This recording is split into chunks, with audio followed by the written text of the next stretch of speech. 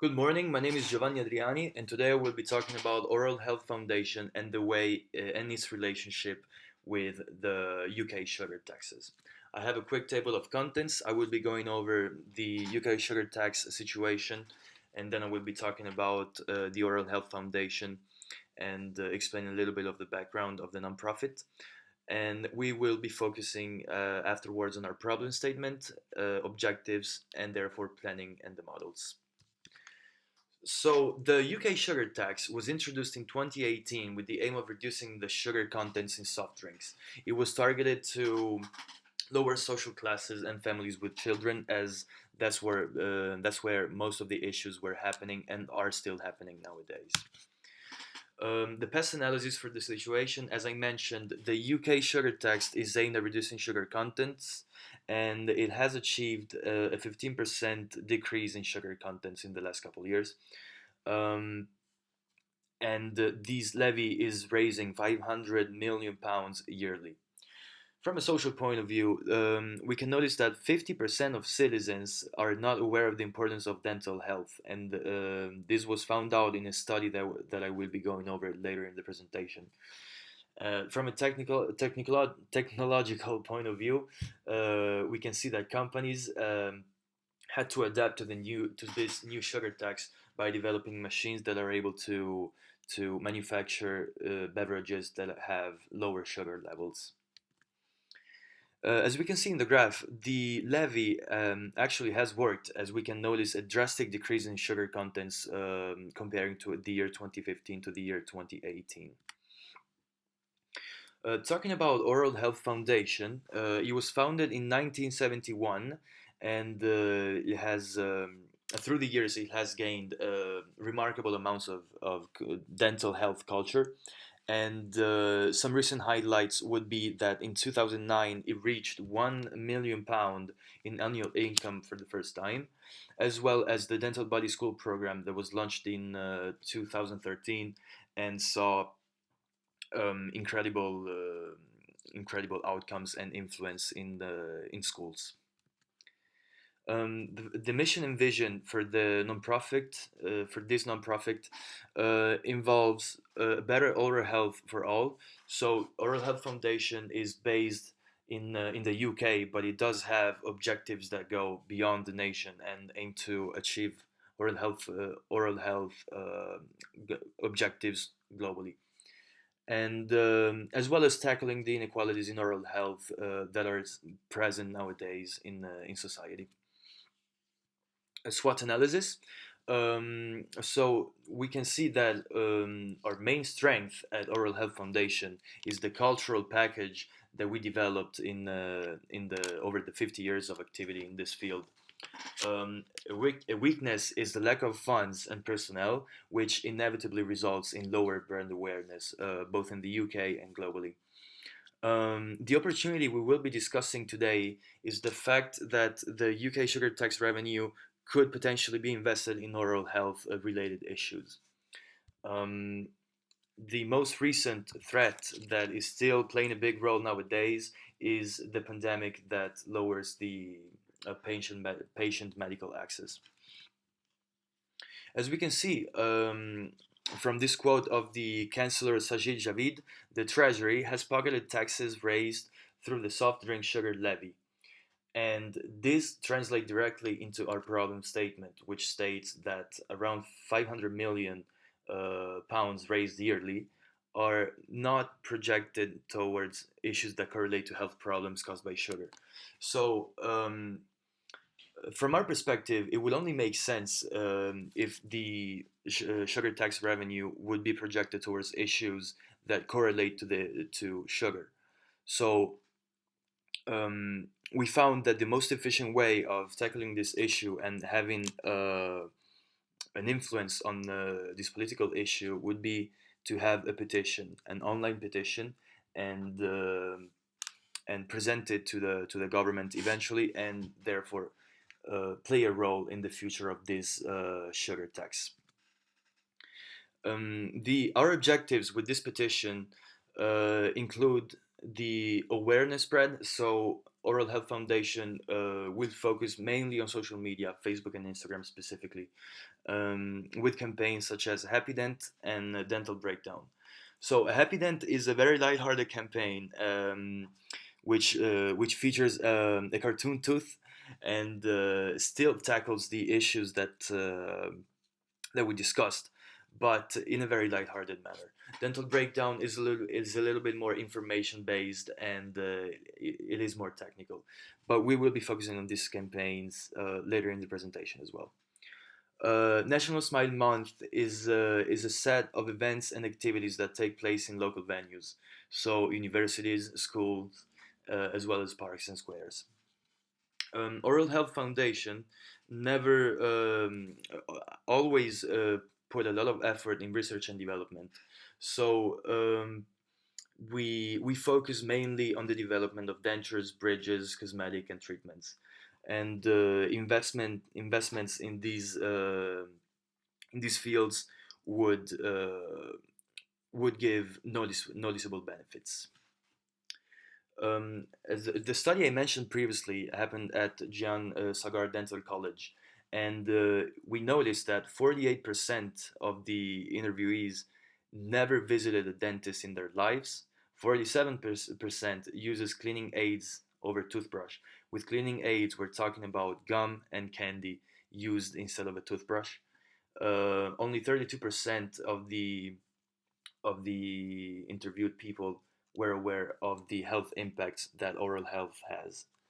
And Oral Health Foundation aims to increase these percentages with a little bit of margin. So, respectively, 48%.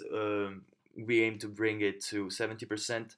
Our main focus will be on the use of cleaning aids over toothbrushes, with bringing that percentage up to 75%.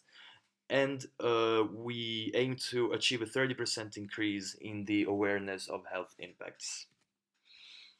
The planning model for our petition is divided in four steps. Step number one is awareness. So our target audience is made of families, elderly people, dental clinics, local media, and current donors. Um, uh, the formulation of this campaign will be, as mentioned previously, relatively lighthearted, but it will effectively communicate the issues that we're tackling and the goals and objectives of our campaign. The implementation will happen, as mentioned previously, on social media, specifically Facebook and Instagram, um, as well as stands outside malls, parks, and schools or squares.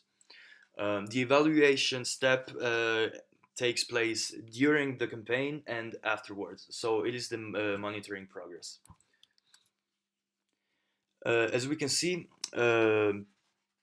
we have our players model. So in the keep satisfied quadrants, we can find government, TV, social media, national papers, and donors. Our key players are companies, UK-based companies such as Dentocare, Dental Direct, and Septopoint, which do have a direct interest in the issues we are tackling, as well as our employees, are the key players, and primary schools. Minimal effort include venue owners and intermediaries. Venue owners, let's say Oral Health Foundation is hosting an event at a certain venue. The owner of this venue does not necessarily have interest on what the event is going to be about, and therefore that's why it is in the minimal effort quadrant. The keep informed quadrant includes petition signers, small oral health clinics, labs, local magazines, and local TV. I will be going over the likelihood model really quickly. And as we can see, the model is divided in two parts: the central route and the peripheral route. In the central route, we can find prospects whose interest already relate to the issues that we're tackling. So our campaigns will be able to be way more information based and more technical, and while managing to keeping our audience engaged. While talking about the peripheral route, um, our audience isn't necessarily involved yet in the issues that we're talking about. So our campaigns will need to be much more content based and more visual in order to engage our customers and eventually achieve achieve a change in attitude and have them look into the central route. So applying these concepts to Oral Health Foundation, we can notice that our campaign Happy Dent is very lighthearted with cartoonish characters, and it still tackles the issues that we need to tackle, but in a very lighthearted manner, in order to engage our audiences and eventually um, interest them to have an interest in our central route as well. The central route campaign is where all the information will be given to our audiences. So as you can see in the laptop icon, it is way more detail based, and it's more technical. It has more text on it for sure, and the communication will still be as effective as possible and engaging as well. And this is the step that will aim to have our audience sign the petition eventually. And finally, we will be going over the AMEC model, which includes the organizational objectives, activities, and inputs, which make up a little bit of a summary of what we talked about so far. Diving a little bit more into detail with Facebook, Instagram, and the SEO, which will play a key role in the developing of our campaigns, as well as the face to face interaction at the dentist, clinics, and events. Our outtakes, outputs, and impact make up our key performance indicator. So with the outtakes, we focus on the degree to which our message came across to our target audience. And with the outputs, we're tracking the performance of Oral Health Foundation's campaign, both on social media and real life. On social media, this comes a little bit easier as Facebook and Instagram have charts and very specific black and white data where where you can track exactly the amount of people you reached, the engagement levels you achieved, and these interesting data. The In real life, this comes a little bit harder as we will need to track our performance with the use of questionnaires and surveys, and we will be gathering information such as attendance levels and qualitative measurements. The impact of the AMEC model refers to the actual impact we had on the government responses if the petition was successful, and the influence that we will have managed hopefully to have on these political issues.